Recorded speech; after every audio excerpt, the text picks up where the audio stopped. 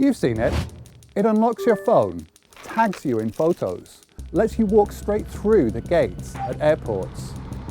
Behind the scenes, AI-based systems are changing our lives. Each person's unique facial features are quietly mapped into data. But this data isn't just about making life easier, it's also about keeping us safe. And at the heart of this is facial recognition, and facial recognition is often misunderstood. So, where did all of this start? Meet Woody Bledsoe. In 1965, this American mathematician had a visionary idea. Could people work together with computers to achieve complicated tasks?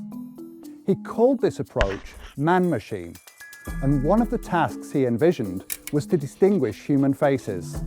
The human part was to use a stylus on a brand new device called the Graphicon to manually plot key points on the photos of 10 people. The machine could then compare these points to work out which person was captured in new photos. It worked, but even back then, ethical questions arose. Woody's man-machine project categorized people by sex and race, something we now recognize as deeply problematic, and a reminder of how early decisions can shape the future of technology. What he'd started was just the first step. By the 1970s, researchers rapidly improved facial recognition systems. Some abstracted faces into the measurements of specific features, like the distance between pupils.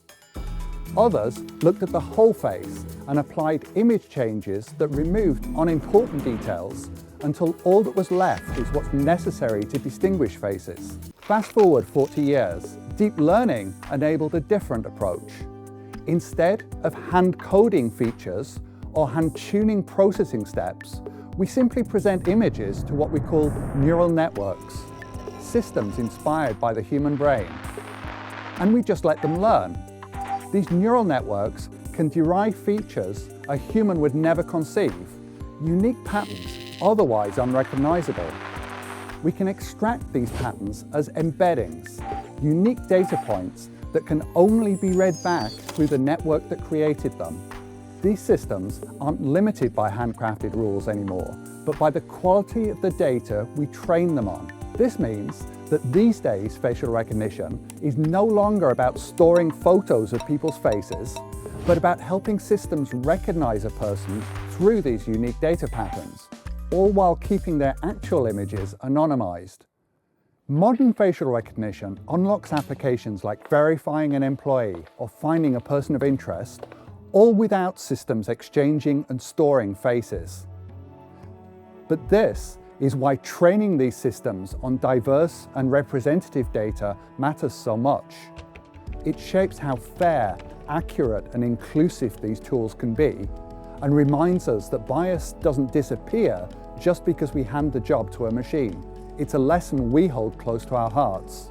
In a world where technology can recognize almost everything, it's our responsibility to make sure that it's used wisely and responsibly, building trust, protecting rights, and helping people feel safe in the spaces where this technology operates. My name is Barry Norton, and I'm a fellow at Milestone Systems.